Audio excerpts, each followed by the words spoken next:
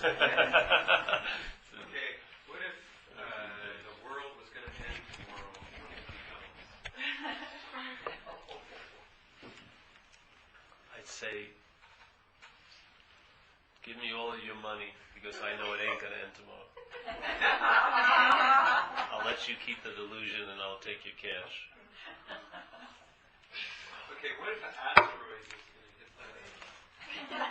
I'd say duck. Yes.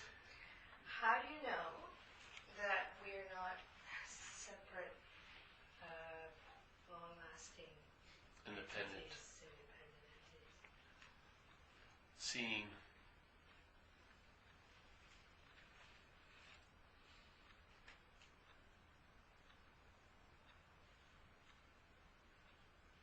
Seeing. The invitation, in a way, is to what's looking. You know? So the mental process believes it's looking. There's a you that's looking. And the message is really to that. For when the mind entertains, it's not that. Yeah. Being this long-lasting, independent, separate entity, it can reflect something other than that, which is the seeing. Once that seeing is noted, an emphasis can shift. So instead of the emphasis being on I am a long-lasting, independent, separate entity, a product of a mental process, the emphasis will shift on the consciousness, yes? But there will still be the seeing of the mental experience. There'll still be the presentation of a Paul and everything like that, but the emphasis will have changed. You'll be more in the sense of being the context than what's appearing in the content. And those are two very different ways to experience traveling here. Yeah. So the seeing itself is the only way.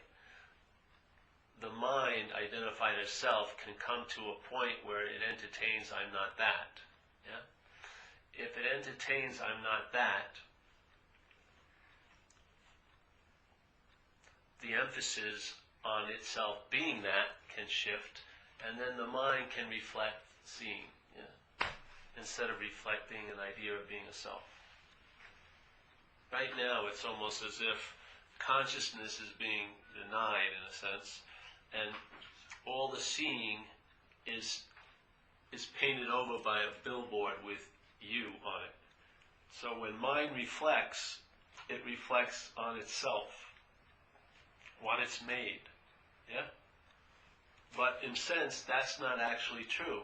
That's all that needs to start to be entertained. Yeah? When you start entertaining it's not true, it reveals its nature, which is not true.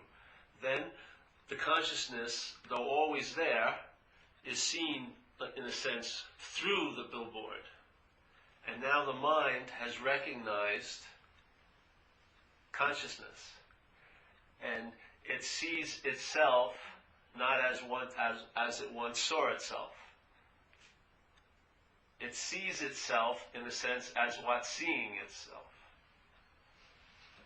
It's been claiming it's the one that's been seeing himself and herself and everything else, but it actually gets humbled by the recognition, I'm not that. And as soon as that is entertained, what is that becomes obvious to mind. So just as mind is reflecting self, or let's say reflecting false evidence, and it seems to be appearing real to it, when that idea of being the long-lasting, independent, separate entity is entertained not to be so, yeah, that false evidence that's appearing real stops appearing real. What will appear real then is what's real, which is I am not that, and the mind will reflect that by the presence of consciousness. And there you have it. So the appearance of this and the selfing's predilection to keep claiming it's you will go on. It will diminish a lot, but it still has its root momentum. But there will be a seeing, not from the billboard, but from the seeing. And that's the freedom. Not for the you, but from it. So mind has the ability to reflect. Have you ever heard that too? Mind can reflect. Mind is empty. True mind is empty. Yes? True mind, all that. Right now, it's reflecting the mental process, the thinking. Yeah? And that thinking is making up a sense of, see, it offers you a product, a self, a you. And there's a believing in it. And so the you becomes you. Now life is told from the billboard on. And so whatever happens gets caught in a loop of self-importance. So whatever happens, happens to you at the billboard. Yes? And on and on and on and on. And what's forgotten is the context, the illuminating factor. What's previous to all mental activity is consciousness. Yeah? Obviously, when mind sees that its own reality is unreal, it has the ability to entertain what's real. It's a direct back. It sees its true reflection, which isn't the billboard, yeah? It's consciousness. So like when they say Zen, when you see your original face, you don't see the billboard. And there's really no seeing the original face. The seeing is reflected in mind. Yeah? So it looks like mind seeing, but it's not. It's just seeing reflected in mind. And so consciousness, in a sense, can become conscious of itself, reflecting on with mind. Yeah? So the seeing is always going on, but the mind is deflecting it with the idea of being Paul. So the billboard faces this way, the back is seemingly blocking off the awareness of consciousness, and you believe you're conscious. Yeah. So why are we so poorly designed that we... Well, you don't want to go there. Well, I'm just wondering. I know. That's what... The wondering will drive you crazy. Doesn't it? Well, no, not really. Oh. I mean, not this particular question. Lots of all right. thinking drives me crazy, but this is kind of interesting. Like, no other animal seems to come with such a design flaw. Well, that flaw can be its greatest advantage. Let's say there's a movie here. What a great event when something that thought it was a body realizes it isn't. It's unbelievable. Now, if it was constantly in the realization it isn't a body, there would never have been that experience. So here you can feel like you are really hunkered down and everything that's been weighing so much on you is so real, and then one moment of the seeing erases it all of it. Isn't that a wonderful event? I mean, it sounds good. It hasn't happened to me, but it sounds good. Well, that's the dilemma. Once again, it's not going to happen to you. Yeah. Because the mind isn't reflecting mind. It's not clear. It's identified with a product of a mental process, which has got it agitated. Like the mind essence, like we talked about the other day, is agitated. It's stirred up by this activity of selfing. Yeah? And the stirring up is driven by your identification. You believe it's you. Yeah? That's why this is a beautiful message. We're just entertaining another possibility in that closed system of mental process. I may not be that. Once the mind gets unentangled by the selfing, it can reflect. It can see. It can see, or not, it can't see, but it can reflect the seeing of consciousness. And then it sees its original face, which is consciousness, not the billboard. And the mind wakes up. To what? Its original nature, which is of consciousness, not of a mental process.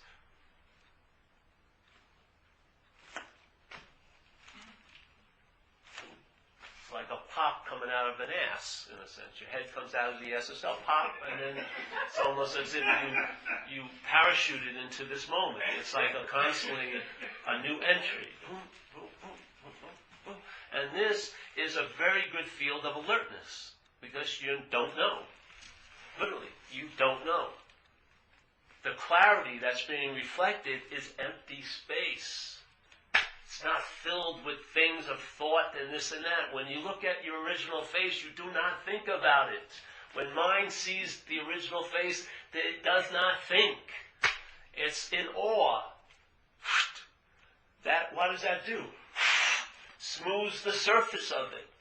Peace can be enjoyed. Yes? All the agitation has been chilled out. Because the agitation it's very suspicious of what the mental process is presenting as it. Yeah? It's irritable, restless, discontent, it's seeking, why? Like questions like that. Why? All of them are reflecting its confusion of its original face. Once it's seen, yes? Once the reflection reflects back that face, it's wonder and awe.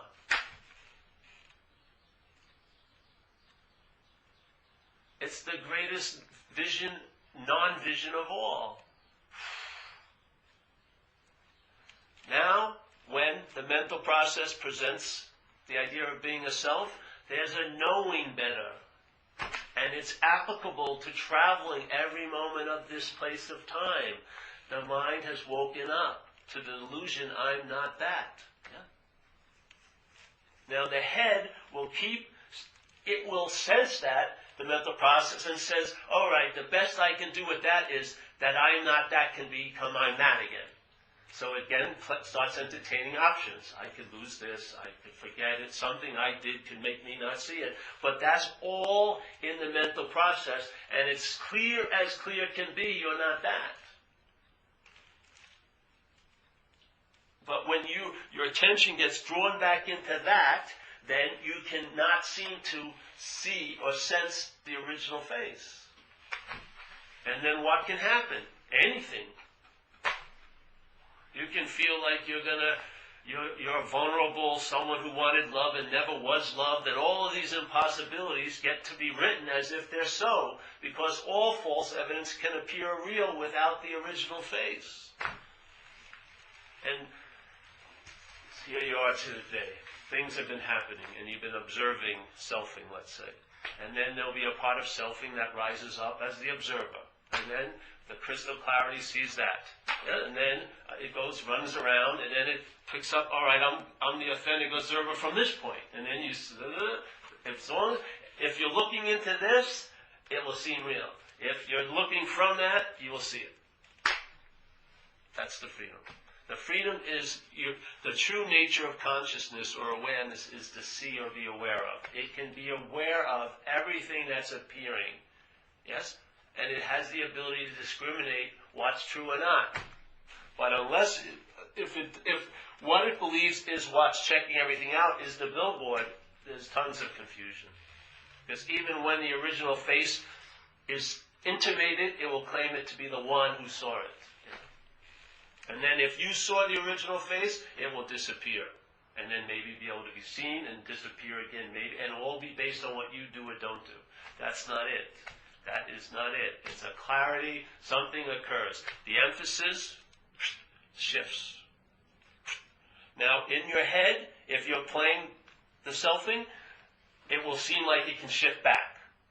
That's how the mental process will present it. You can lose this. If the billboard goes up and you have a sense there's a you, that billboard signifies you can have and lose. You can be close and far. You can be connected and disconnected. You can be centered and lose the center. You could have, I knew God and now I don't know God. It can make these incredible shifts, all false evidence appearing real. To who? You. All of it is going on in the mental process. Yeah? But the mind itself, when it's free from the mental process, not being identified as the product of it, can reflect. And it can reflect your original face. And in that reflection, it gets what it is. Which is, my activity of it is, I'm not that. And that's being what it is. For you to really get, I'm not that, there had to be seen. And that's what you are. That is the activity of your true nature, seen.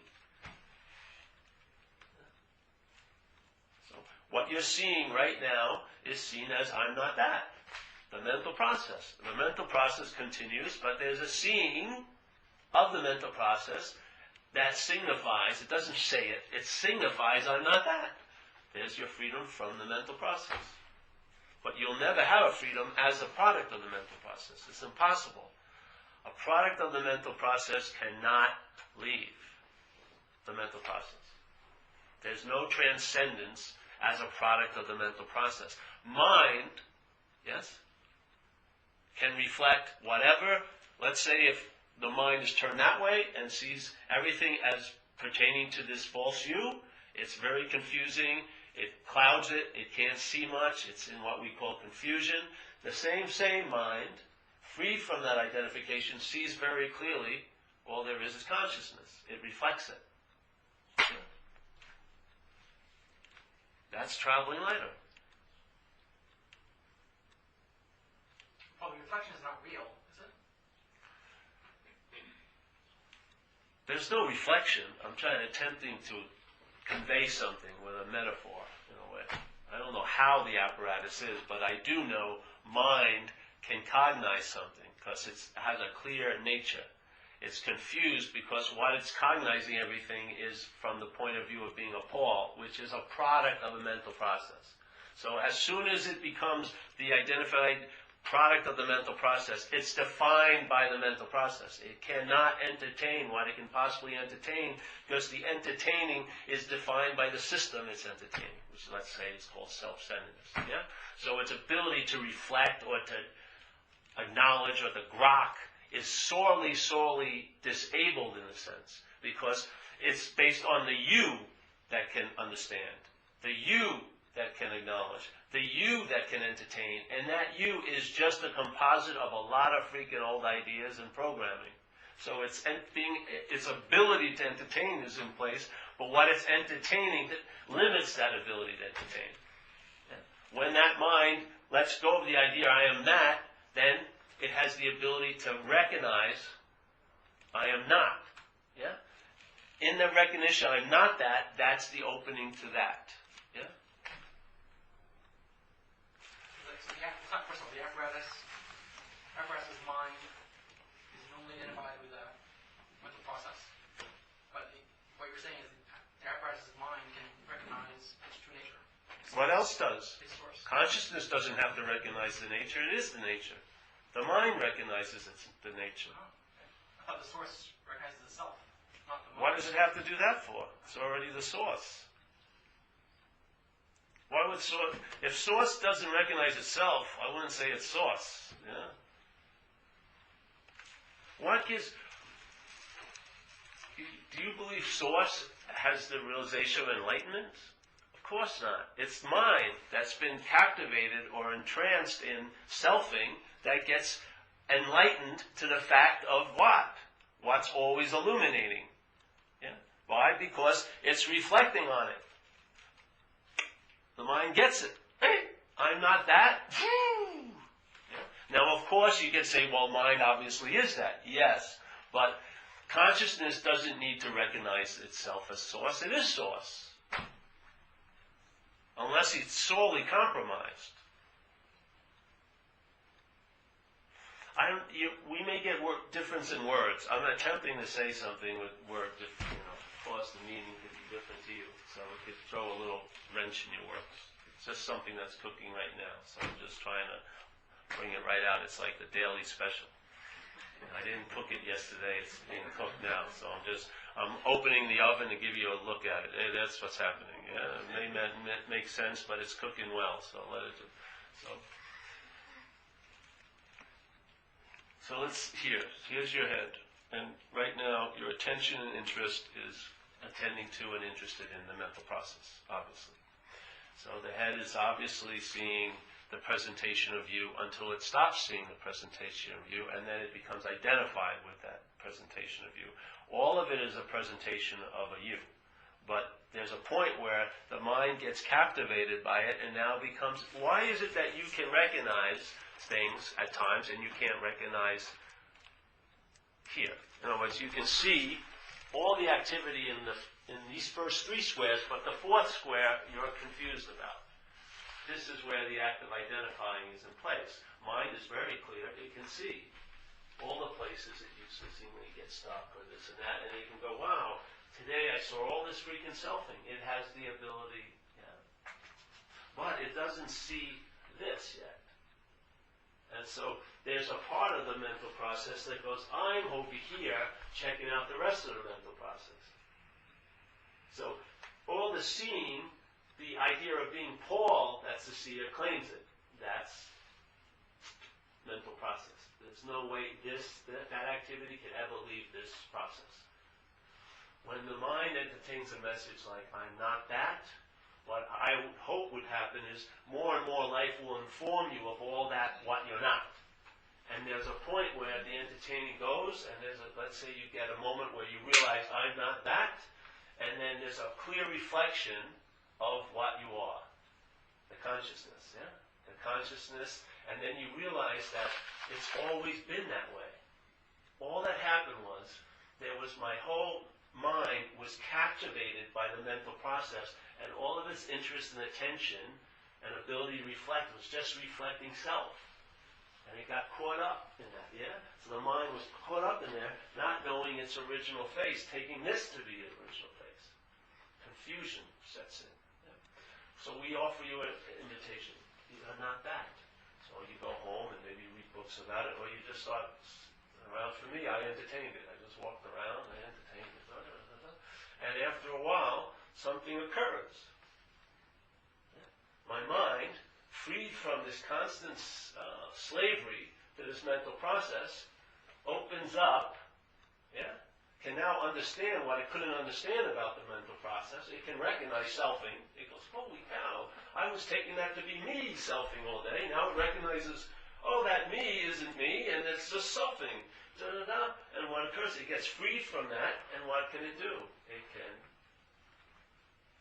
grok or get consciousness. It has the ability to get it. Once it gets it, it's very clear it's not that.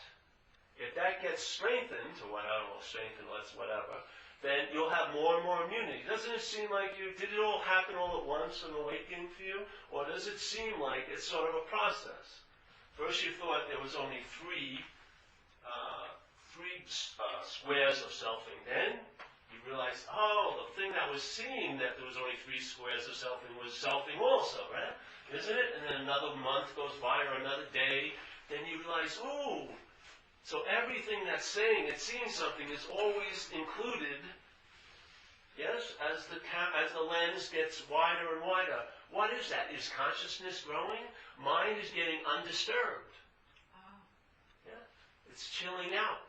Because in the idea of being selfing, it's constantly seeking, isn't it? That's agitation, no peace of mind, because the mind is thinking how to do, and the mind is captured in that mental process, because it's me I'm thinking about. Yeah? Yeah? The same thing, if I say I'm not that, then, quote unquote, another me, let's just say, consciousness, will now be attended to, which gives you the freedom from the content. And doesn't it seem like it grows? Even though we say that, oh, it was never everything happened, but here, in the traveling of this seeming life, it seems like you grow more conscious in a way, doesn't it? You become conscious of what you used to be conscious as. And it goes more and more and more. Yeah, there's an appearance of it growing, even though it's like you're becoming, like the light's being turned on in the room. The room is always there, complete and everything, but you didn't really see it. And then the light gets brighter and brighter and brighter, and all of a sudden you go, oh, yeah, and now I see the whole room, you know. Exactly. So on. But the whole room can only be seen as not being an attendant in the room. Yeah? Yeah. Because the selfing will say it's seeing the whole room. And it'll be an implied feeling, I'm not the self. This is really you, the authentic one. We've gotten through all these things, and I'm really telling you now, we've seen it all. And let's go on with the business of whatever. Yeah? But that's always, always, always within the circle. It's never, ever going to be outside the circle, because it's a product of the mental process. But when that mind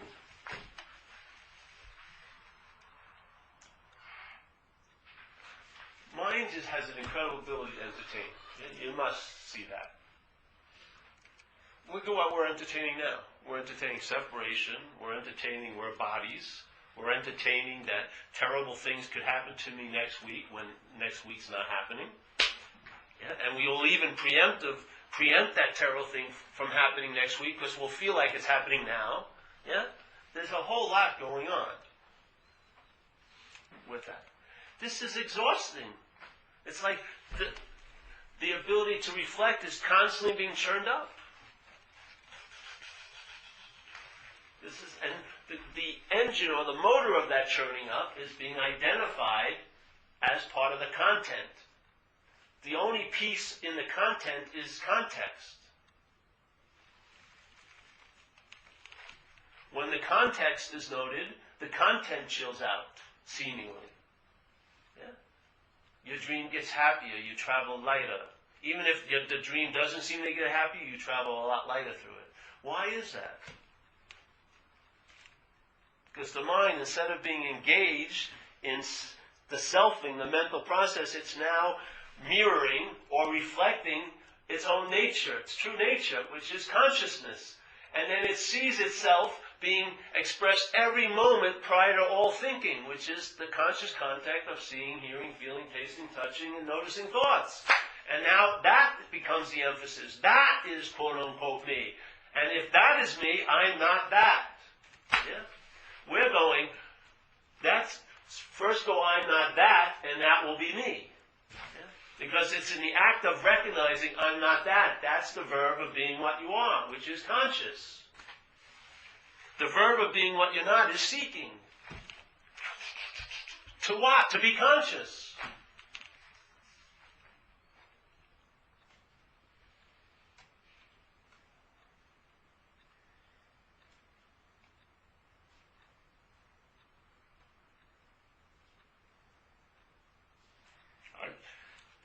If consciousness is consciousness, so let's say awareness is awareness, how could it ever be sullied by any contact with anything else? It would always have a buffer because it would be aware of its own nature, which is awareness. It would recognize immediately or prior to any immediacy what it is. There's something else going on. The mind is unconscious. Yeah? Because it's incredibly hyper-conscious of the mental process selfing. So that causes it to be unconscious to what? Its ability to entertain what? Something other than that. When it entertains something other than that, can you imagine? Look at how much you can make your body feel the effects of what's not happening. It's an incredible miracle work. Yeah? What's not happening is next week I'm going to be fired, let's say. Now, I'm sitting here, and maybe it's not too hot, the fan's on, I just had this incredible soup and everything like this. I'm sitting here, it would seem that there could be a response of ease and comfort. Yeah? Well, let's say your head is very, very agitated. Yeah? Why? Because it's in what's not happening. It's thinking. It's having a mental experience about what's not happening. Having that mental experience about what's not happening, it can download what it would think were the effects of that having been fired now into the body. And you have a mental experience and a physical experience brought to you by the mind, the mental process. Yeah? That mind, if it can entertain what's not happening and make it seem to be true now, can you imagine if it entertained what was true? Exactly. If it entertained what was true, you could have total immunity to what's not happening.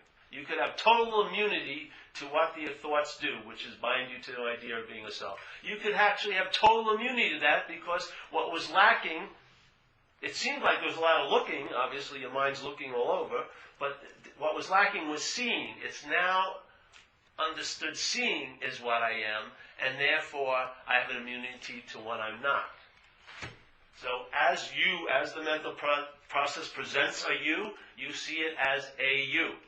The mind stays peaceful, rested, doesn't get agitated about what's not happening. Why? It's not happening.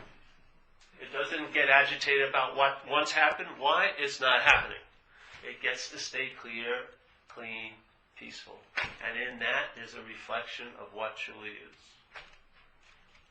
emptiness. There is no inherent, long-lasting, independent, anywhere, anywhere, anything. And what arises is seen very clearly cannot possibly be you, because what you are is prior to all arising and all disappearing. Yeah? If selfing can stop and you keep on going, you must not be that. Selfing can be startled. It's a verb, but you can't be startled. What you are doesn't stop and then start again. It's always so. That's why it's not able to be recognized.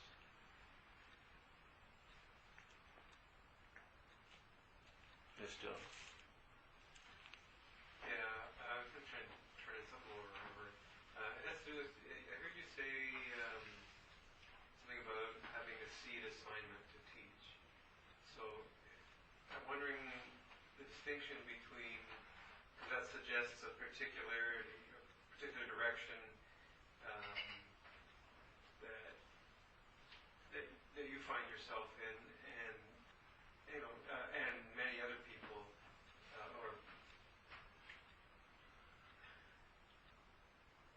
I'm just trying to figure out the distinction between a seed assignment and a mental process, or Well, first of all, it's inviting. It's not teaching. Yeah, it's really an inviting, because you can't. It's an inviting. And then the way I say seed assignment is just making a joke about what's obviously a fact here. I'm here. So I say, Yeah. wherever I'm here is my seed assignment. Sure. Yeah. Okay. Yeah. So it's just what. It's not like I've been ordained anything. It's just, here I am, this is happening, must be my seed assignment. If I was baking a cookie, I would say that's my seed assignment. Right. Okay. So. I like to, my mind, Okay. yeah. To me, everything is seen humorously. Maybe not to you when I share it, but to me, I'm enjoying the hell out of things. So my head, what happens, then the head, I say, yeah, that's my seed assignment. Why? Because that's the seed I'm in, obviously. You know what I mean? Yeah. It's not like I've been ordained, yes, Paul, go out and teach, No. Joe's pondering still. Yeah, it's not really going to happen. I was giving it time, bro. Come on. Paul, I was wondering if you could just briefly share your own awakening story, and how did you know it happened? Well, I don't believe in an awakening event, to tell you the truth. I think you came to what's always so. So that's not an event, because it's always so. And it doesn't happen to anyone, because there isn't anyone. So it's sort of like, it looks like you were somewhere and then you got on a ride, but that looking like was part of the ride. All there is verbing. So there was no point where someone got on and now he's on the awake ride. All of it is verbing. It's always been so. And it's just a matter of emphasis shifting, I'd say. Because it's always been so before you ever see it as always being so. But you're not seeing it as it always being so, are you, at times? But when anyone ever comes to you and shares this, he says, it's always been so. So it's always been so. So it never comes to be so, and it never comes to be so to a you. It just, what for me is, it just became obvious I'm not that, and that's the activity of what I am, which is consciousness, yeah? Being reflected in my mind. So it was just like that split second, and on you or on the other side, like there was no process or gradient. I can't say that, because there was never a me on the other side. I know I'm going to semantically screw with you, but let's just say, for me, no. I received the invitation. I was running around, looking, and it's gotten very prolific since 98, 97, I think I heard it, a little earlier than that. And it was a novel idea to me, though. I was looking for another form of meditation, because I was looking for like a turbocharged Kundalini meditation or something, because I've been Vipassana, Zen, this and that meditation. And the person just said a simple thing, well, why not just ask who's the meditator? Instead of looking for another technique of meditation. Instead of shopping for another spiritual thing, ask who is it that's the shopper. And now this was monumental to me, just like I was just talking about, that attention, which only seems to be coming from the self, and when it goes back to self, it never questions it, it just bounces back off, and it's this giant loop. The attention never pierces the self. It just hits it as if it's you, like solid or opaque, and then goes back out and dwells on itself as an object or other people, yeah? So it never seems to, the attention and interest and the awareness and the focus never seems to do its job, because you're totally unfocused about this. So the question was, who am I? Who's the meditator? And I started to ask that question, and I didn't go away immediately when it said it's me. I stayed and asked it again, and what occurred with me was just some like that. It's hard to explain, but I would entertain that, and the energy would just go, and I would feel like the deck of cards hierarchy was getting reshuffled. Something was, and then I would do it again, and then it would go, and it would be like that for like a period of time. One time on a plane ride, like 14 hours, it went and then didn't go back up to go again. It went and I was like, Jesus Christ, in this plane of everyone, going on and on and on and on. And then, again, it got pumped up, but then I'd go look at it again. Because the thing is, for me, if you want to look at it as an activity in time, it looked as if there was glimpses, but the habit was to keep reflecting the mental process. The mind was identified with what was being presented in mind. I'm talking about mind as a quality of mind, but it's not the conditioned quality. Yeah? The conditioned quality and the mental process produces the idea of being a self. The unconditioned quality became identified as that and forgot its unconditionalness, let's say. So it took itself to be that, but it has always the potency to recognize it because it has the ability to entertain. It's that, yeah?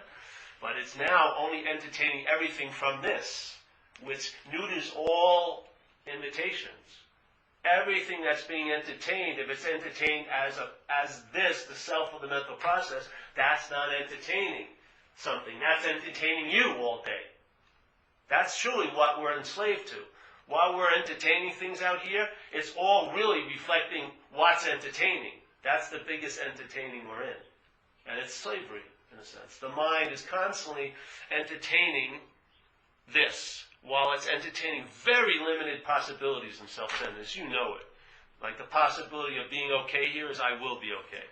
It's always based on time and what you do or don't do or someone else does or don't do, right? The possibility of being saved, maybe first it's the man or the woman, then unfortunately maybe becomes a spiritual teacher, but somehow you want to be saved here, yeah? You don't want to do anything, just fucking save me, will you? Whatever. Yeah. And a couple other ones, but all that's happening is the mental process just keeps representing the limited possibilities, and the captivated mind is like a marathon runner in a little cellar on a 4-foot lapping. It's just unbelievable. It has the potential to entertain the original face, in a sense, and yet it's entertaining how my face looks all day, as this. You know what I mean? Doesn't it? I mean, some people are constantly entertaining how they're looking and their body looks all day. That ability to entertain is now subject to this mental process that's producing the self in here, because you become identified as its center. Very limited feel. If you've lived under it, you know. It's just representing, rehashing, reoffering the same old, same old. The same advertising. Yes, when I meet that next girl, that's going to do it for me. Or when I go to my vacation this year and I go to Tombongo, I'll arrive. Or when I get that new couch, or whatever it may be. And if it doesn't deliver the real translation, it just lives in excuses and rationalizations and blame, doesn't it? Only something that failed miserably would have those as qualities. Excuses, rationalizations, and blame. It has to cover up the fact that it's inadequate to bring you what you're looking for, which is what? Peace of mind, because it's inherently in the mind, peace. But not when it's agitated and identified with a mental process. So we're trying to find peace of mind as the source of the agitation of the mind. I mean, obviously, self can't get out of self. Yeah. something interesting you said about stirring the mind, right? I read last night, I was reading a book, and they talked about light and water, trying to explain this 3D versus 4D that you're talking about. They said, imagine that all of us were like little bowls of water, and the moon was shining on all of them. And you could see different reflections of the moon in each bowl, and that's what we think we are.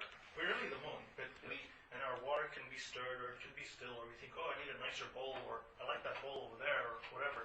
But we're none of that. And it's very difficult to go from seeing yourself as a reflection of the water to seeing yourself as the moon. It's a quantum jump. You can't get there from here. So I think that's what a lot of so-called seekers get stuck in, saying, well, how do I get there? Like, help me. So what would you say to that? Well, you can't get there. Not as a seeker. See, that's the selfing. You're identified as something that you're not, which gives all the value to the journey. Yeah, because the real value is what thinks it's on the journey, but that can't be entertained, so it has to be, the pot of gold at the end of the spiritual rainbow. And so then there's doing and having, because that's the only modality it knows as a self. Because if you want to find what is inherently your own nature, which is pristine awareness, you're going to have to come from here to do it. And therefore, the prior nature has been overridden by this insinuated nature. So you cannot entertain that as you, because you're already busily entertaining this as you. Not you, but the mind. The mind is entertaining this as you, so it cannot entertain that as you.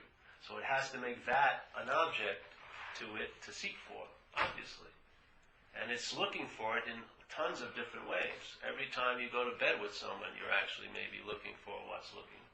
But we're thinking what's looking is Paul, and it's not. Yeah? Obviously the mind facilitates consciousness. Consciousness enlivens this whole place, this whole, what we call the living experience. Yeah? But none of us, very rarely, are noticing that that's so. And if we start thinking about it, we think about it as us, which causes it never not to be what we are. Yeah? And of course, what's the mind going to do? It's going to look for it.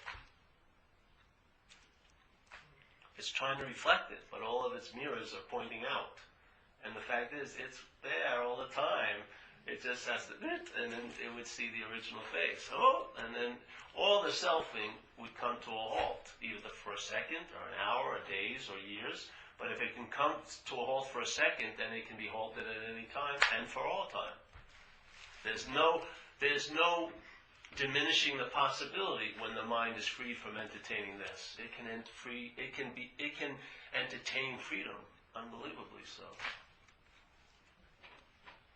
But now it's entertaining freedom for this, which is slavery. And it uses freedom to enslave this. That's what's so amazing. Your idea of freedom becomes a way it enslaves you to what's not free. Yeah. So every time you're trying to get out of self, you're actually being in self. It's unbelievable. People believe they're getting out of self by doing things, but if you raise the view, it's actually being in self. Every movement to get out of it infers that you're in it.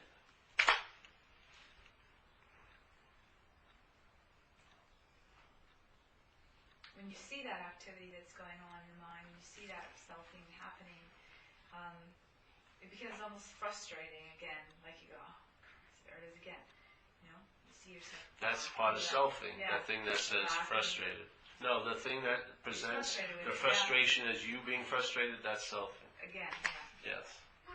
In other words, every reaction, to it. there'll be another reaction, but that'll be disguised as you reacting. Yeah. And then some awareness will come in, and you'll see some of those you reactions were just reactions, but that reaction to that will be a you reacting. Yeah? In other words, all the escape patches don't lead out of the system. They're all within the system. Yeah? So obviously self can never leave the process that made it. It's impossible, because it doesn't exist anywhere. It doesn't exist at all anyway, but it doesn't seem to exist anywhere other than in the mental process. And with a mind that's identified as the central point of it, which is the self. Yeah? Consciousness is always available all the time. I don't believe consciousness is confused. It doesn't work for me, or awareness. Awareness, yes, for us to become aware of awareness, if we were aware as awareness, that would be that. We become aware of the awareness by mind. Mind becomes aware of the awareness, and usually it becomes aware of the awareness as I'm the one that's aware. So its recognition of the awareness is claimed by the mental process. But mind becomes aware of the awareness, doesn't it? Or the consciousness. Consciousness does it. Consciousness is already consciousness. How could it become conscious that it's already conscious when it's already conscious? The mind is what facilitates an experience here. The mind, yeah? There's a recognition of awareness, but it's seen I'm aware, which neuters the message, which is awareness is what I am. The mind is just reflecting the mental process, throwing up an idea of what it is, or awareness throwing up a great idea of what it is. I am that, or I am that. Yeah. Now we're like this, we're in here, and it's not mind going, I am that, I am that. It's the product of the process that says, I am that, or I am that. That's why it's difficult. That's why it's not happening. When mind gets this message, yes, and it isn't like, here comes the message in the mail slot of concepts and language. The first thing that runs to it is the mental process. I'm getting the message. But see, this message is good because the envelope basically says nothing. So when you get it and open up, the real message gets out, which is to mind. And the real message is, I'm not that. Not to the mental process, not to the selfing. You are never going to convince selfing. It'll be convinced 1 second, then unconvinced. That's its nature. It's dualistic. Yeah? You can't convince it and be coherent, but mind can be convinced. Yes? Mind can be convinced. So the message goes into, hey, mind, well, you're busy looking at this fucking mental process. You may not be it. What? Another possibility entered into the realm of possibility, which with the gatekeeper was never getting in. Selfing was constantly claiming everything that came in and say, I'm the one who's going to entertain this. I'm the one who's going to entertain that. This one hopefully will get into mind, and mind finally in its little field of entertaining is the idea I'm not that. So then the mind starts looking in a different way. It starts seeing what it wasn't seeing before. Yes? What is it? What? Do you think consciousness is informing you of it? Consciousness is just conscious. But the mind starts waking up, starts looking around. Hey, Jesus, that person said that thing. This seems exactly what's... Could it possibly be I'm not that? And it starts entertaining something it never entertained before other than as that. And then it can get a clear fucking reflection. Both ways. It doesn't have to turn around. It sees.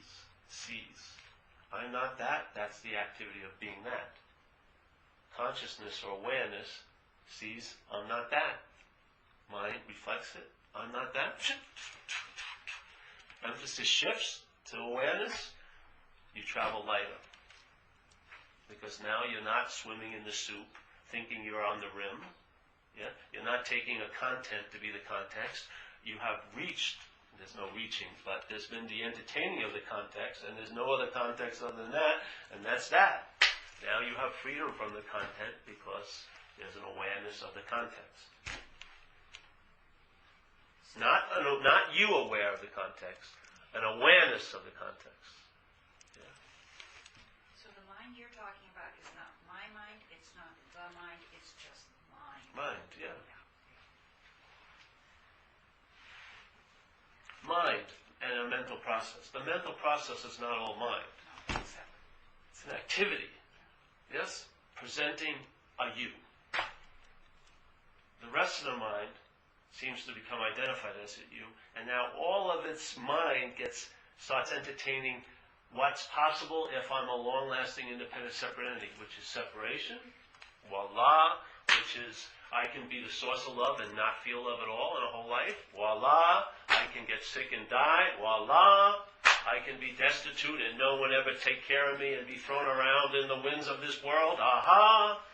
It can entertain everything and anything that can be presented by the mental process. All the imaginings about how terrible it's going to be for you, you can excruciatingly feel it in a way as a mental experience. Yeah? That same mind can entertain what is immune to all this freaking activity. Yeah. So is there any conversation beyond this conversation? I hope so. I wanted to converse with someone afterwards. I don't know, bro. This is just coming new. I don't usually phrase it this way. I'm trying. This is like an off-Broadway show. In fact, because I was sitting in the beautiful back, and some new download was coming, and so something. Because I had a little question about something. No. Okay, I'm not talking about what you're telling us. What I mean is, if every supposed separate one awoke, and if the bodies are all still here, would there be anything to say? Or is there like infinite? Yeah, like pass the salt. If we were at a table together. It's not like Yeah. there's not like a, because you still have you're still carrying the body. Yeah. Well, I would ask you, because you're a master of carpentry, if I was going to build something, I would go seek you and ask you, hey, can you tell me how to build this closet? And if my car broke down, I'd go to a master of mechanics. And then someone, and then someone would come to me who, for that day, doesn't want to entertain, it's not that, so we would talk about, hey, it's not that, so I could still have a job, yeah? But, it would be a lot lighter. You're out of a job eventually. I've shared this many times. My whole role is to be obsolete. This is like the worst career choice you could ever make. So there isn't.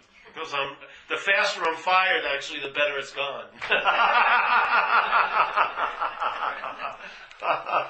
Literally. Don't let everyone know that, though. Okay, so let's go back to the new download. The new download.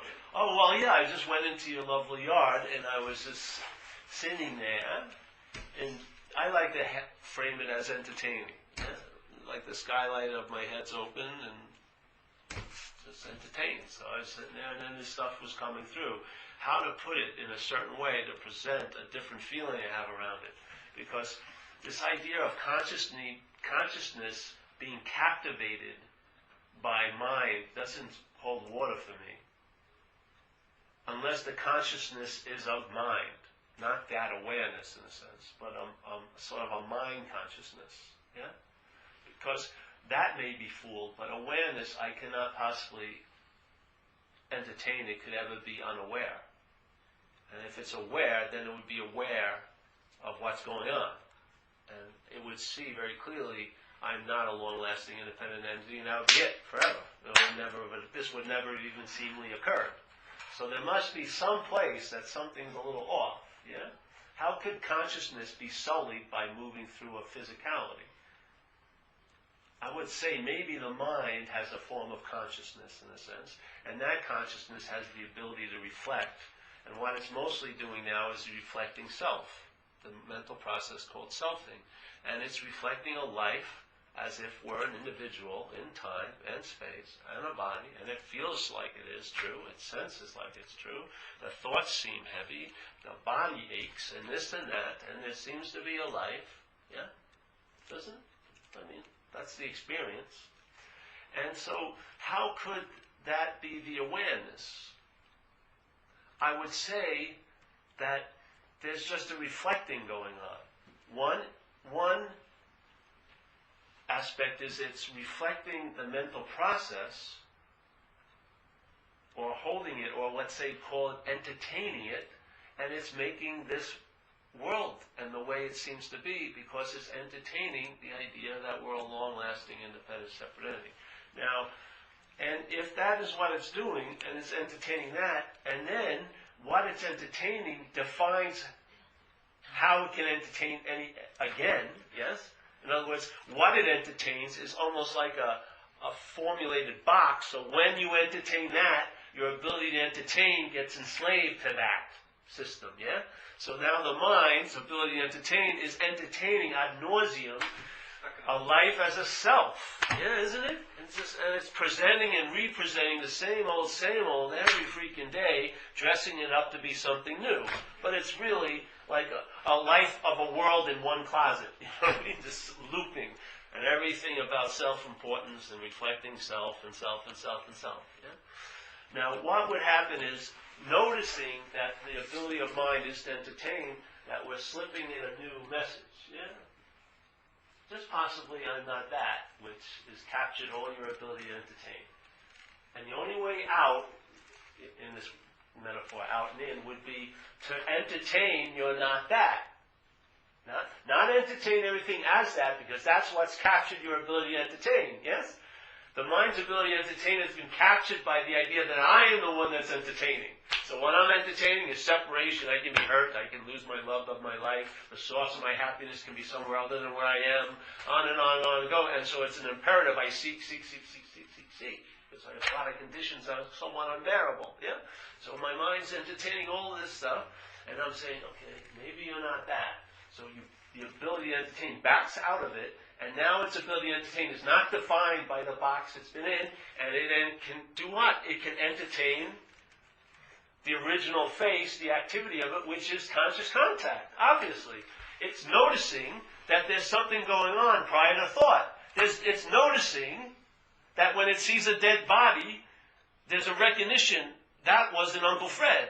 It's noticing, it's starting to get all these free samples of getting whacked, and the mind's waking up to the fact that, Jesus Christ, I've been entertaining something that's totally insane.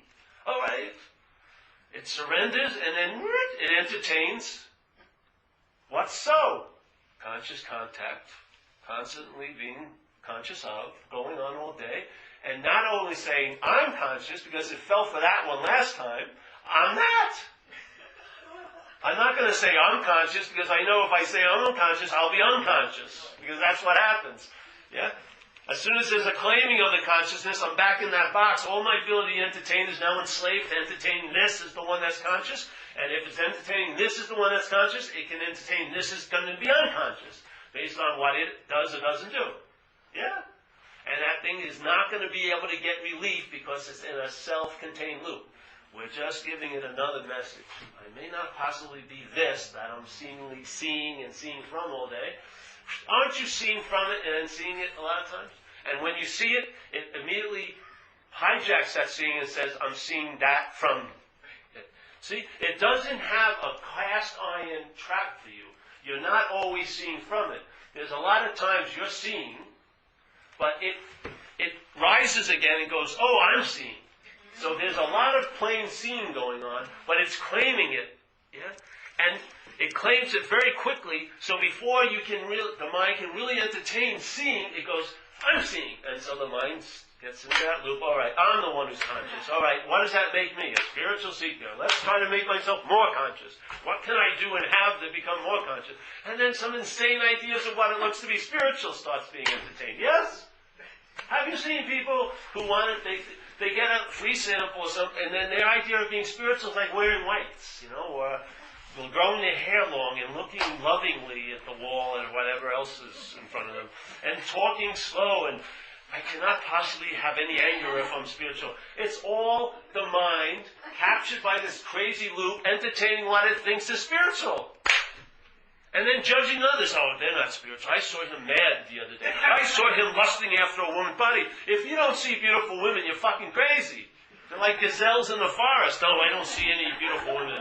I see them all day. No, it can't be so. Yes. Oh, that means then if that's true, then you're not. Oh, okay, great one. Yes. Isn't it? I swear to God, for all the baloney the mind goes through, you've got to see the essence of the ability to entertain. I mean, it's insane, isn't it? It truly is. What you can entertain as important. I mean, I shared this the other day, really. When I was 11 years old, 10 years old, walking through the hallway at school, and a girl just very nonchalantly said hello to me. I went home and wondered what she meant by it for 5 freaking hours. What is that but entertaining? Right? The event occurred, I went home, and my ability to entertain was put to that task. Let's see what she meant by saying hello to me. Let's go over, what will it mean if she meant that she likes me? On and on, it's ad nauseum, yes? That ability to entertain, to be enslaved to that, is insane. So now it comes out, I'm not that. Now, instead of looking from the system, it's starting to question the system, and it has the ability to see. So it starts seeing the system reflect, and the system, when you let the thing be as real as it wants to be, it shows itself to be unreal.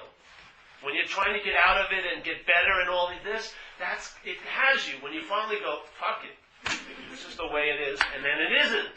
Isn't that what happens? As soon as you let it go and let it be as real as it wants to be, it shows it's not real. What happens? The mind gets disengaged, starts entertaining what?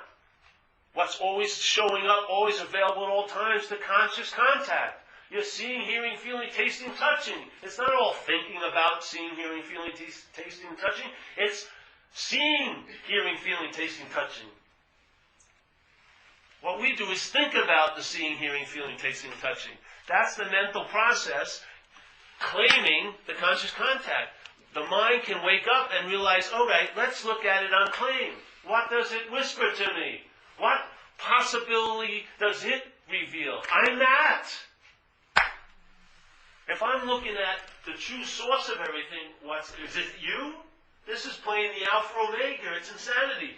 The true source is demonstrating itself. All there is awareness, a consciousness. Hey, the mind goes, I am that. Instead of I am this. That's all. And just as it entertained this, and all this insanity is brought up, and you go over it all freaking day, you entertain that, and one of the byproducts is you're free of all of this. Because now what you're entertaining is worth being entertained, in a sense, because it's infinite. It's totally expansive. You can never end up stopping entertaining. It is the total infinite of entertaining.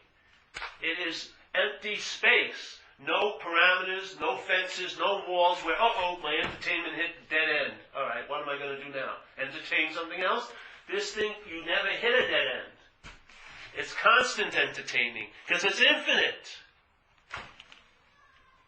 Mind is freed. Its true reflection is occurring. Entertaining. Not entertaining that or this, but entertaining.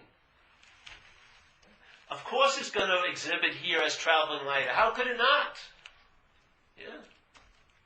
Each moment is entertained, and a past moment isn't entertained much, and a future moment is seen to be something to plan for as this, but never entertained. Because it has a clear expression, it's not happening. You don't have to read 800 pages to get uninvolved with what's not happening. It reveals itself. It's not happening.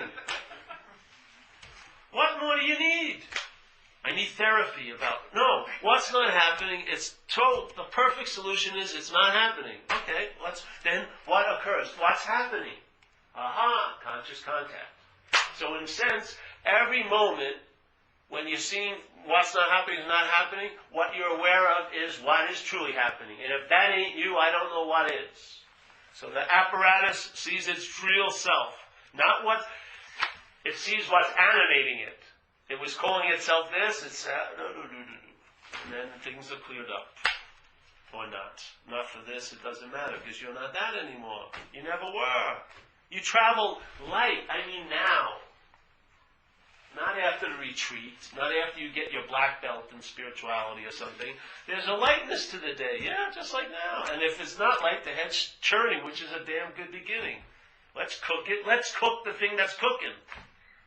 Yeah. Throw yourself into the soup. See how it does. I had a thought when you talked about that envelope thing. In a way, it's like our mind is fabricating its own prison, okay, instead of being free. Then it's trying to break out of the prison it built itself. Yeah. So it doesn't know, because every time it tries to break out, it's entangling with its own design. There is no prison because it created the prison. There's no way out of it from the mind. So it's almost like something's got to come in, the envelope's got to come to the door to go, I'm not a prisoner, because the prison is me. That's right. And then the envelope, what does it say? How do I get out of the prison then? Because if you try to deconstruct your mind, it's a lifelong process. This is what happens all with this me. stuff. How I got out of the prison Yeah. when I got the envelope was the whisper inside the envelope was, I'm not in the prison. The best way out of anything is realize you're not in it. The only thing that could be in the prison is a self. But how did you not get sucked back in? How did you stay outside? I didn't. That's the whole point. I didn't try to not get sucked back in, nor do I try to get unsucked. It's just a seeing. Yeah. The circles get wider, and see, for me, I had experiences where I was talking about the three squares, and then I thought the fourth square was my being, and it was recognizing the three squares of mind. And then it was always revealed that that fourth square was also mind. So that happened maybe 7 or 8 times, and we're not 2 levels below a coconut, yeah? When something occurs a number of times, there's a principle usually being displayed there. And the principle was, there is no authentic self. It isn't going to be like the 58th loop or the rim of the context content. There is no authentic self. It's proven 7 times. Why do I have to go through 800 times? All right, I got it. The 7 times imply the 800th time isn't going to be any different. It's going to present itself as, oh, I'm the one who's having this incredible thing, and yes, and whatever. No. I saw it, one example can show you the whole length of the beast. You don't have to keep seeing pictures over and over and over of it. I mean, unless that's what you like. Maybe like a sort of spiritual pornography. All right, let's look at what's the problem all day. No, you see it? All right. So as soon as there's the rising of it, your mind can see, it has the ability to cognize, to know. It's knowing now in a very faulty system, the conditional mind system. But it's not based on that. You think intuition, thoughts are from consciousness? Of course not. They're from mind. The mind is having an intuitive hit. Yeah? The mind is a much larger modality than it's given credit for. We're just wrapped in this one little loop of it, what's called the conditioned mind. That's job is, I guess, maybe security, so it made up this idea of being a long-lasting, independent, separate entity, so maybe you take care of it better. I don't know what it fucking did. But why are we beholden to that little aspect when the whole mind has the ability to entertain? Why would I want to entertain what it wants to entertain all day? Why? Because I'm identified as it. Yes? Once I slip my ability to entertain into that identification, what I entertain all the possibilities of what can happen to a long-lasting, independent, vulnerable self. Jesus Christ! My fairy princess can arrive and then leave me. My source of happiness can be there, and then I'm always benigning and neglecting it, but as soon as it leaves, that was the source of my happiness. Yeah? It's always, I only want things I don't have. You ever notice that? It makes it really juicy not to have something, because you always want it. Haven't you ever realized, sometimes it was one of the biggest hits I ever got. I was in a tub, and I started laughing, and I realized, I don't want what I want. It's constantly telling me what I want, and it's always, very coincidentally not there. I'm always wanting something I don't have. It's never saying, I really want what I have tonight. No, it's always, hey, I really want what I don't have. Gets what? Engaged, yes? Mind can't see fucking anything. It's confused. Yeah, you're walking around like, jeez. Seeing occurs, seeing occurs, seeing occurs. You can't see it. You can't even, we don't have any ability to be convinced. Yeah? Because we're believing this, and this can be convinced and unconvinced. One miracle happens 9 in the morning, you forgot it by 12. But you have a regret or a resentment you've been going over for 40 fucking years. You've got to see what this mind entertains. It entertains when something's good, it's going to end quickly. When it's bad, it's going to last forever. Don't spite the entertaining. The entertaining is unbelievable, the ability to entertain. It's what has been, the task it has been put to is what's driving it crazy. Because it's like a John Coltrane. All right, John, let's say, I want to give you this theme, separation. Go to it. He could just improvise 40, 50-minute song. get bluesy, separation, really, not having what I want, losing what I thought was my savior, boom, really bad. Well, you can just go on. You don't think the mind does it? What's it doing here? We're entertaining time.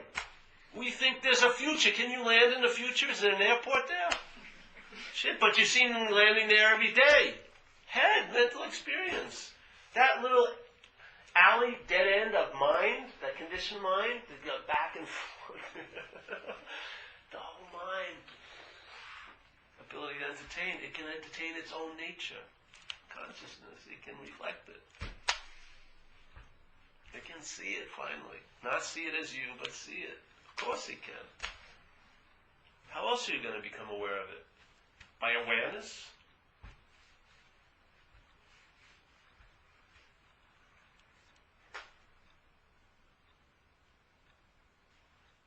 If it was just awareness, then any animal that can be aware could be aware of it. But there's seemingly, all in Buddhism and everything, they say the human body is the greatest gift because there's a quality in the human body. There's a reflective ability.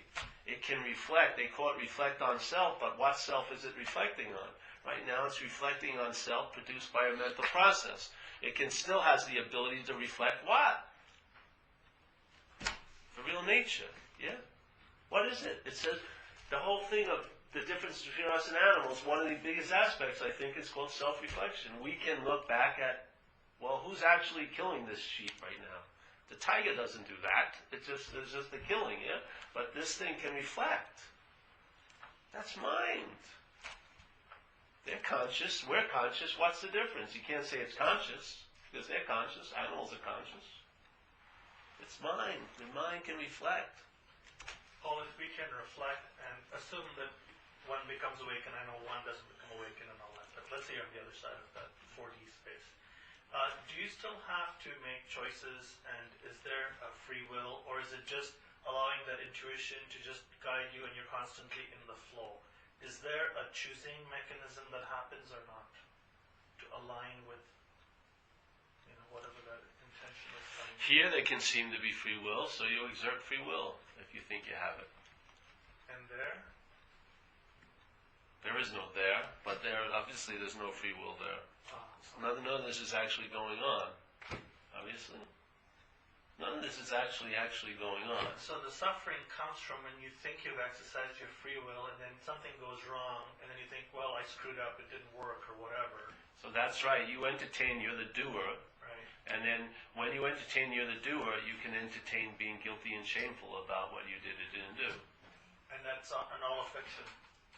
It's all a fiction. It never... Exactly. Because all the guilt and shame that the mind's entertaining, and what else is entertaining it but mind, is based on you being the personal doer. If you weren't the personal doer, where would guilt and shame rest? What branch would it rest on? There would be no place for it to rest. It's based on the sense of being a personal doer. So the mind is entertaining that it's the doer, and it's bringing the consequences of mind. But I mean, there is an intent in most of us to do good and do the right thing, right? We don't go out of our way to hurt others. We go out of our way to be nice, to love others, to be cooperative, right? There is a something in us as humans that tries to be good, I think. I think it's, in a way here, because it's dualistic, it can be both. I don't think there's an innate desire to be good. It can be good or bad. And I don't think people are going out of the way to hurt people. There's a lot of people getting hurt today, I would say. Yeah. I mean, on a lot of levels. Violent, abusiveness, emotional, withholding, whatever. There's a lot of pain seemingly inflicted here onto others. Because we probably blame them for the condition we believe we're in. Let's say when I was a kid, my father used to play with me. And, like fathers do. And when I turned 6, he got sick. Very sick. And so he stopped playing with me. So I'm sure a lot of parents sat me down, and a lot of the older relatives saying, listen, Paul, your father's sick. That's why he's not playing with you. Yeah? And I must have heard it maybe hundreds of times. But to me, I had to have something to do with it because of self-centeredness. So, in other words, I had to have done something for my father to choose not to play with me. That is, on the bottom line, the only way I saw it. I don't care how many people talk to me and my blue in their face, what my basic primary conditioning was, I'm self-centered, so everything is basically somehow based on me, so him not wanting to play with me has to do with me. Yeah? That's what happens. That's what the mind entertains in self-centeredness. You become the root cause of many, many things. So let's say you find yourself, this is one of the main things in Course in Miracles. I hope I don't misrepresent it, but my take on it. The main, if you know about the book, well, one of the things is this idea of self-centeredness is, all right, so here you are having an experience of separation, yeah? And then you hear about there's this eternal light and this lovely God and there's all this bliss and everything like that, but that's not your experience. Who is it that's going to take blame or credit for that? You. Yeah? And they say that the initial aspect here is a deep level of guilt. Because somehow, in the experience of being separate from God, it's written into that tape that we had something to do with that. Now, how insanely crazy would you have to be to separate from God? Well, let your mind entertain that possibility. Let it riff on that. So all the guilt that people are feeling and dumping on others is that guilt of separation because they believe they must have done something for it to be this way. Why? Because that's the only way self-centeredness thinks. That system sees everything as how it pertains to it. So if separation is seemingly the experience you're having it's going to be somehow based on something you fucking did or didn't do. Yeah? Now sit with that and see how unbearable that is. And what is the mind going to do with that unbearability? Dump it. Project it. Blame others. All these ways to get relief from its own pollution, yeah? The selfing is one of the most polluting, mental pollutants of all. The way it processes its place does not work. It produces so much refuse and garbage, and then you meet someone who's your significant other, and that's the place you think is the dump. So you pull your fucking truck and you dump all your shit on them. And if you're having one of your typical arguments and a stranger walks by, you'll shut up. As soon as that stranger leaves, you're back at it. So who do you regard more? The one you love or the stranger? Who are you more worried about, your face or your ass? That's self-centeredness. It produces so much debris and so many quote-unquote problems, and then it takes itself as the taskmaster to find the solutions. This is the insanity of self-centeredness and the selfing. It's unbelievable. It can entertain tons of problems, so it can entertain tons of solutions. The problem is the entertaining of problems and solutions. There's no relief. Is there? How many times? Did you ever find a solution? Well, that was it? That's done. Maybe for like a drain problem, but in your own life. It's always having to get a new turbocharged solution or a re-up on the solution. Or here's the same book on the same solution. Let me reread it. Don't feel like I have the solution anymore. Did Eckhart write another one? Get that next one, all right? I need this. This will work for me. It's so on and on and on and on and on it goes. And it has to have time to stretch all this bullshit out. Of course, if you're in a problem and the thing can't deliver the goods, what is it going to do? It's going to entertain that in the future there could be a solution. Wow, that's a great deal. Okay, so I seem like I'm stuck with the problem, but I can have hope. Hope, all, incessant hope, that someday it's going to get better. Oh, thank you, old great one. It's like, oh, you're going to be a mule for the rest of your life, but maybe one day you won't. So here's this giant burden. Now keep on going, and in the future there'll be a place where you can be taken off. Okay, but the trip to the future is the present, and the present, you have this incredible burden with the hopes that there's a mythical future where you can put it down. You're like a pack animal. We're like pack animals. All rooted in this little groove of mind called conditioned mind or a mental process that's producing a sense of being a self. Yes? Not a thought. The thought's there, but the sense is a feeling. And so we get captured. And then the mind becomes that. And it entertains what is offered in that small system, and it just goes over them, and redresses them and puts on a different face, but it's the same possibility, driven by incessant hope that what's totally hopeless one day may work. Really, look at it. And as you get older, it gets to be more and more obvious, man. I mean, how many formulas? See, if I try 58 formulas and they don't work, my mind will always have hope it'll be the 80th one. It's the 80th, that's the one. It's like the lottery. You keep buying the tickets. I'm going to win finally. It's the same modality, same mind. This is like dropping out of the game, but you can't drop out as a self. Let the mind entertain you, maybe, possibly not that, and then just see when the selfing tries to claim that entertaining, that's starting to see. Yes? Before, you never saw that. Now you're seeing it. There, you're onto something. The ability to see is being entertained, and when you entertain something that's true, guess what? It's got some damn power. Because you can, look what you're doing with what's not true. Can you imagine if you entertain what's true? Which is all there is that, yes? But what entertains that? That? Of course not. That's already entertained. That mind entertains. All there is that. Then this is done with its job. Let's recognize that. Now I'm that. Appearing as this, but I'm not this. Trying to get that. Yeah. What's the interlude? Is it awareness? Why does awareness have to realize awareness? If it needed to realize awareness, it mustn't be aware of something, which is awareness. Mind recognizes it. Have you ever had an experience that you're not the body? You must have believed you were the body to have that experience. If you were always not the body, there would never be an experience. Hey, I just realized I'm not the body. You must have been entertaining you were the body, and then something happens, and then, yeah. I could be totally wrong. Remember, I'm going to destroy this recording. This is off Broadway. I got to polish this up before I present it, because I know it's got a lot of holes somehow. But I hope you get the message conveyed, the energy. It has nothing to do with how it's being presented.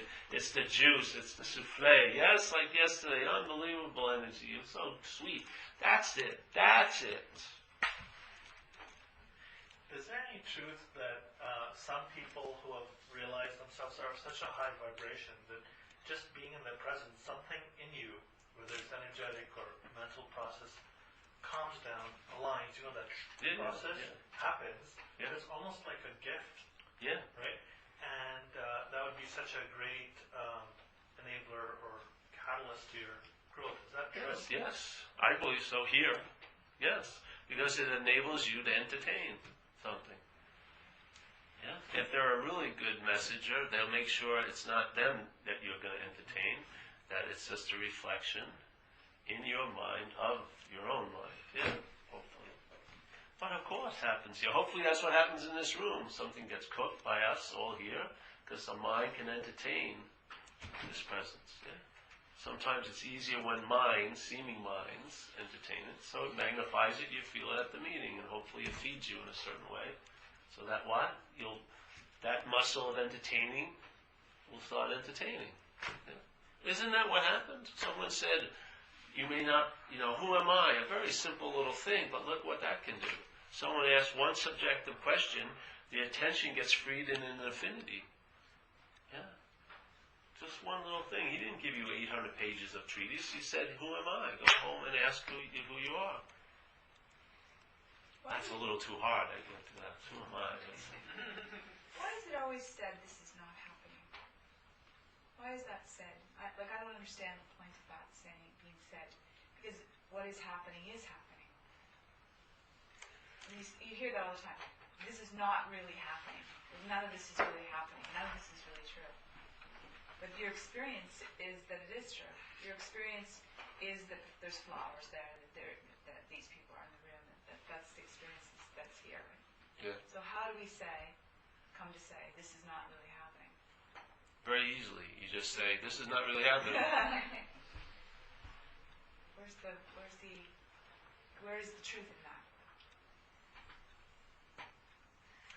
It's not in this. It's not in really. It's not. I'm trying to look for the truth in it. Now, let me go. I'm going over every little suspect. Let me see which one is it. It's bouncing around.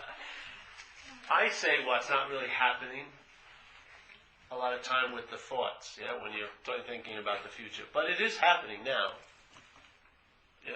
It's part of what's happening. Yeah. But what I say that for is because when you're really engaged with that, what's not happening, it's excluding it as something that's happening in what's happening.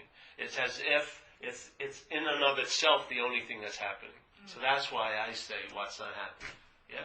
Because most people, their attention interest gets so drawn into that, they basically blink out of here. They're not responding to what's happening now, so it's almost like a drug.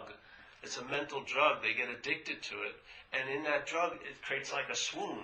They forget the conscious contact, and they have a mental experience about what's not happening, which is one aspect of what's happening. But when that occurs to someone addicted, it seems to be it overrides all of what's happening. That's how I hold it and speak about it. Yeah? So it's your particular story that you're talking about. It's not happening. I'm talking about the mental experience. When people think about something of next week, they have a mental experience of it. It's not really an experience like this. It's a mental experience. Right, and everyone's mental experience is different in this room right now, so you're saying, as opposed to what's really happening in this room. Well, I'm not saying that so much. This is a particular activity the mind does, which is it dwells on a future situation and thinks about what could possibly happen on that thing. And so it creates it has a lot of speculation. Some may be good, some may be bad. Just like when you're not at the vacation spot, but you're thinking about it. So So let's say Hawaii's not really happening. So your mind's entertaining the idea of Hawaii happening, and it's speculating on what could possibly happen. Yeah? You don't know that what's speculating it is defined by a conditional programming. Yeah. And so if you've watched if I could show you how my mind entertains what's not happening, I'd say it shortens the possibilities of something really good happening, and it elongates the possibility of something really bad happening. Yeah? Because I've had tons of the meals it's offered. When it starts thinking about what's not happening, I'm usually choking after I take the first course. Yeah? Because all the possibilities, and it may lead you into what's not happening with the idea of something really good, but then it goes, and then the real take is, but this, blah, blah, blah. Yeah? So I like the idea of being immune to what's not happening as an activity, a mental activity. I see. And how I do that, in a sense, is the simple recognition that it's not happening. Or you can be grounded in what's happening, and that will give you a sort of immunity to it. And like in the group I'm in, recovery, just that one idea entertained allows a lot of peace of mind to occur. That mind that's enslaved in the selfing, there's like a calm spot that they can feel. And I'll tell you, to have a person who's been used to so much agitation have an experience of calm and peace, it frees up the ability to entertain. Because now they can entertain, hey, I can feel peace and calm. Yes? And I believe once you entertain something, there's no stopping that. It's like a question. It's just about allowing and entertaining to occur. What happens is sometimes the mind will entertain it, but the selfing kicks up and totally overrides it. You forget that you felt the calm. So some people they're being bummed out, you meet them, they go, I've been depressed for the last 7 days. I say, all day? Yeah, all day I've been depressed constantly. All right? That's what they say. So then I see them at a party at night and they're smiling. So I walk up to them and I say, Tony, are you depressed right now? Oh, he wasn't. See, but the story was blocking out all of the samples of the untruth of that story, blinding them so that this narrative could continue. Yes, I've been bummed out 24/7. Why? Because then that would be really juicy bummed outness. Wouldn't it? I mean, how could a hopeless state be seen as a hopeless state if any hope was entertained? Yeah? That's what happened in recovery. It says, all of us suffered from a seemingly hopeless state of mind and body. So we were busily entertaining it was a hopeless state of mind and body, which furthered what? Drinking and using. Hey, fuck it. I can't get out of this, so let's get loaded. Boom, boom, boom, boom, boom. So it says, but if it was truly hopeless, there would never have been any recovery from it. If it was a hopeless state of mind and body, that would mean it was hopeless. But it was seemingly hopeless. In fact, it wasn't hopeless, but it was seemingly hopeless to who? You. Actually, to a mental process, but you identified with the center of that, so it now seems to be you. And that makes it seem real when it becomes you. A life is a life until it's your life. Then it becomes really, really meaningful to you. Yeah. So, like, in recovery, we say a God of our understanding. I don't want a God of my own understanding, because I would say it would be framed by the mental process and selfing, and that God would be a weaker God than the self, obviously, because it's not removing all the suffering I seem to be having. It gives me little respites, but never takes it all away. I want to know a God of its own understanding. Yeah? I don't want this all-powerful thing to have to come through a very small frame to affect my life. I want to entertain its understanding, which is there's no frame to everywhere. Therefore, you're always available at all times to where the grace is, because it's everywhere. So now you entertain that you can never possibly be bound because you're free. Yes. So every time the selfing presents your handcuffs and you so easily put them in, you do not give over your wrists, and therefore you're free, inherently free. And after a while, free, it's very to entertain what's so. There's no work in entertaining what's so. All you need to do, if there's any work, is to entertain what's not so. Once you see that, hey, that's not so, boom, that's entertaining what's so. There's no work involved. The whole work was denying this, not affirming it. It's so fucking, it's an exhausting ordeal to selfing is exhausting, as you know. I mean, you just can't feel bad. You have to have 800 pages of why you feel bad. It's a huge story is written over every little passing sensation. Why? It was my mother. It was my family of origin from Mars. It was, I got to get Mars therapy now. First I had human therapy, but now I'm in the real juiciness of my dilemma. It's from Mars. I'm an alien that's here, and I shouldn't be here. That's okay. Like for me, when I was first sober, totally out to lunch, I get these feelings, and I thought it was a real metaphysical, mystical thing. All I needed was a bologna sandwich. It was hunger. My mind was misreading it totally. Oh, this means so much. Yeah, you're hungry. Fuck. I mean, you're so out to lunch. It's unbelievable.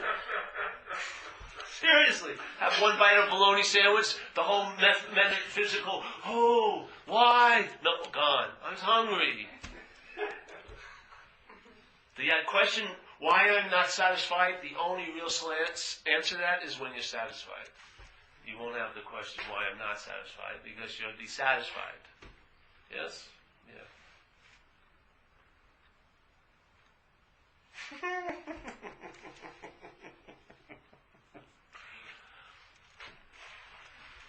I'm just delirious with this stuff. You cannot believe how many times my head in this last 2 weeks has been put in the spiritual toilet bowl. I mean, I'm just like fucking, I'm awash with this. I'm just like fucking gone. My whole intent is to stay here now. That's really, literally. Not go there. There is so here. Fuck. I just want to watch a fucking basketball game or something. No. Ground myself into this place. I'm kidding. If this was about accepting invitation, you would think you could say no. It's not. This is like a draft. This is conscription. This is not a volunteer army. Once the mind can entertain this, it's like Brahmana said, your head is in the tiger's mouth. It's just, all you can do is drag it out in time. Yeah? It's already done. Literally. It's already done. And there'll be so many moments in every day that it's so obviously done, and then you'll get engaged in the movie that it's not done, but it's just done. What's done? You can't see that it's done because it's doing all the time. See, doing doesn't imply done to us, but in that fact, being done here is doing. It's verbing. The expression of doneness is being. And the being is what? Conscious of. The activity of being conscious of is the example of doneness.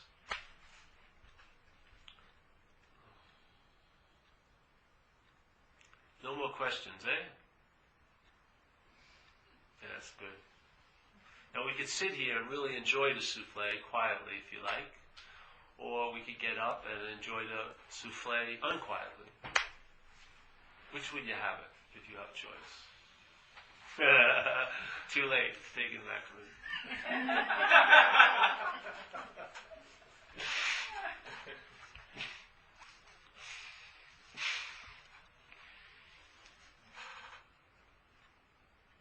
See, once you get a sense it's always so, there's no drive to rush into it, as if it's a passing bus. It's not, yeah, it's always so, just as it is. You may have some incredibly beautiful experiences, you may not, but it's just, there's an always so-ness to it.